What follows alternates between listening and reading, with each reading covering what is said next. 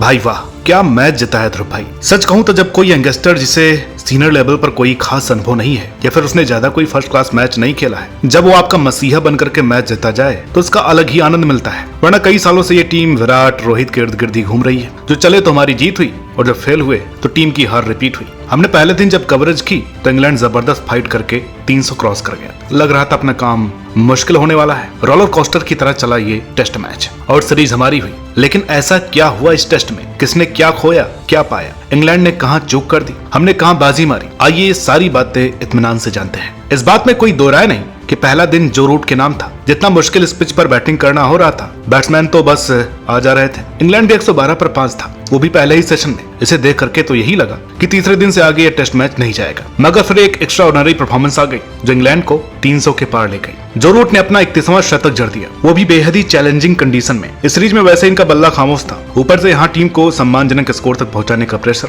तभी रूट ने मोर्चा संभाला, ऐसा खूंटा गाड़ दिया कि आखिर तक आउट ही नहीं हुए। बाकी सभी खिलाड़ी निपट गए, मगर ये जनाब 122 बना करके नॉट आउट लौटे। ओली रॉबिन्सन ने भी अच्छा साथ दिया। जहां 8 नंबर तक किसी से 45 रन भी नहीं बने रूट के अलावा, वहां 9 नंबर का यह बल्लेबाज अर्धशतक जड़ गया। जब अपनी पारी की शुरुआत हुई तो रोहित बड़े जल्दी आउट हो गए। मैच 4 पर अपना पहला विकेट गिर गया। गिल ने अच्छी इनिंग खेली मगर स्टार्ट को कन्वर्ट नहीं कर पाए। और पाटीदार की तो क्या ही बात की जाए। भाई एक तो आप नसीब वाले हैं जो इस उम्र में आपको मौका मिल रहा है, लेकिन भाई आप हर मौके की चटनी बना रहे हैं। एक डेब्यू की पहली पारी के अलावा मुझे कोई ऐसा डिसमिसल याद नहीं है जहां ये अनलकी रहे हो। गंदा सा शॉट मारकर आउट हो जाते हैं। 6 पारियां टेस्ट की खेल चुके हैं जिसमें इनका स्कोर 32, 9, 5, 0, 17 और 0 रहा। भाई थोड़ी सी शर्म कर लो यार, कम से कम 150 तो होनी चाहिए थी। भाई उनका रेहान अहमद भी आपसे अच्छा खेल रहा था। रॉबिन्सन जो इस सीरीज का पहला मैच खेल रहे थे, उन्होंने अपनी पहली पारी में 50 बना दिए। उम्र तो वैसे आपकी अच्छी खासी हो चुकी है, स्लॉट वैसे ही सारे बुक है। कम से कम जब मौका मिला था तो ढंग से खेल तो लेते। अब अगला मैच आपको खिलाया भी जाएगा नहीं कुछ नहीं पता है, मगर भाई ने डिजास्टर कर दिया है। अब जड्डू को बोलने का कोई तुक नहीं बनता है, क्योंकि इनका कंट्रीब्यूशन हमेशा ही रहता है, बैटिंग से नहीं तो बॉलिंग से, उससे भी नहीं तो फील्डिंग से। मगर निराश तो सरफराज ने भी खूब किया। टॉप ऑर्डर बिल्कुल फुस, मगर एक जांबाज योद्धा एक छोर पर खड़ा रहा। नाम था यशस्वी जायसवाल। बशीर आग उगल रहे थे, एक के बाद एक आउट कर रहे थे, मगर इन्हें मुंहतोड़ जवाब दे रहे थे जायसवाल। और इस मुश्किल पिच पर भी 73 रन बना दिए, वो भी अटैकिंग अंदाज में। अब जायसवाल चाहे ऊपर से कितना ही अच्छा खेल करके आए, लेकिन सच तो यह है कि इनके 73 रन के बावजूद भी हम 161 पर 5 थे और फिर 177 पर 7, मतलब टेलेंडर्स ही शेष बचे थे। अभी भी 176 रन पीछे थे, बैटिंग में कुछ बचा नहीं था। इंग्लैंड यहाँ कम से कम 150 की लीड ले जाता दिख रहा था, लेकिन तभी ध्रुव जुरैल नाम का एक तूफान आया जो इंग्लैंड की लीड, हौसले सब ध्वस्त कर गया और देखते ही देखते पार्टनरशिप लगाने लगा। पहले कुलदीप के साथ 8वें विकेट के लिए 76 रनों की पार्टनरशिप। सच कहूं तो यहाँ तारीफ कुलदीप की भी बनती है। अब इसलिए नहीं कि इन्होंने अपनी दूसरी बॉल पर रिवर्स स्वीप दे मारा, इसलिए भी एक्चुअली, पर यार लड़के ने 131 बॉल तक डटकर क्रीज पर सामना किया था। एक अच्छे खास इंग्लिश अटैक का बेहद धैर्य के साथ 28 रन बनाए, मगर ध्रुव को शानदार सपोर्ट दिया। तारीफ यहाँ आकाशदीप की भी बनती है। अब 29 बॉल तक हमारा 10 नंबर टिक गया, एप्रिसिएशन तो बनता है। 40 रन की उस पार्टनरशिप में 9 रन का योगदान है इनका। मगर ध्रुव की बैटिंग में कोई छटपटाहट, कोई प्रेशर कुछ नजर नहीं आया। Pure class. हाँ, दुख इस बात का है कि बेचारे पहले मैच में 50 से और यहाँ शतक से चूक गए, लेकिन लीड केवल 46 रनों की मिल पाई। पूरे सेशन बैटिंग करी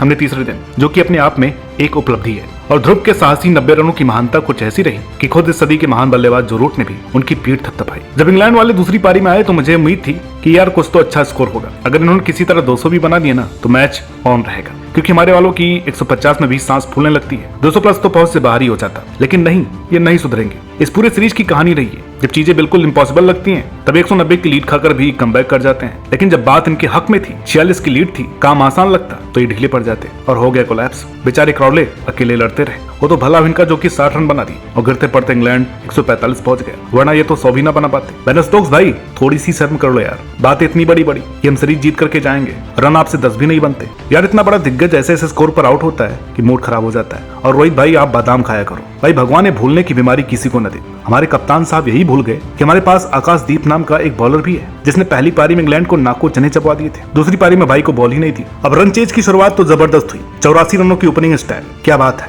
वो भी 4.5 के रन रेट से। हिटमैन ने भी 50 जड़ दिया। जायसवाल भी अच्छी पारी खेल गए, मगर ये रजत पाटीदार का क्या किया जाए मुझे समझ में नहीं आ रहा है। चलो आखिर को मैच तो तीसरा ही था इनका भी। सरफराज का भी काम खराब रहा, पहली बॉल पर आउट। काम जड्डू ने भी खराब किया, 33 बॉल 4 रन। जब इनकी जरूरत सबसे ज्यादा थी तब ये ठंडे पड़ गए। 84 पर 0 से 120 पर 5। भाई साहब कोलैप्स हो तो ऐसा। अब तो चेज भी मुश्किल लग रहा था, मगर फिर से यहाँ जिम्मेदारी संभाली ध्रुव भाई ने। अब कुछ भी कहो, ये बिल्कुल अपने पापा पर गए। जब परिस्थितियां सबसे ज्यादा मुश्किल होती हैं तब इनके हौसले बुलंद होते हैं। लेकिन नायक रहे शुभमन गिल। भाई आपका ये रूप पहले कभी नहीं देखा। कल गिल ने ये दिखा दिया कि मारना ही नहीं, रोकना भी जानता हूँ, जब जरूरत पड़े तो ठोकना भी जानता हूँ। प्रॉपर पुजारा टाइप बैटिंग कर रहे थे। 120वीं बॉल पर बाउंड्री लगाई, सीधे छक्का और फिर एक शानदार 50 भी किया। और इन्हीं की बदौलत हम चेज कर गए और सीरीज जीत गए। लेकिन भारत को अपनी रन चेज पर ध्यान देना चाहिए। हर बार कोलैप्स होना अच्छी बात नहीं है। अभी तो 200 का भी टारगेट नहीं था। जब हमसे घर में ही नहीं चेज होता है तो बाहर तो 100 बहाने चलते रहेंगे। तो चलिए फिर, उम्मीद करते हैं आपको वीडियो अच्छी लगी होगी। वीडियो अच्छी लगी हो तो प्लीज इसे लाइक करें, शेयर करें। चैनल पर नए हैं तो प्लीज इसे सब्सक्राइब करना ना भूलें।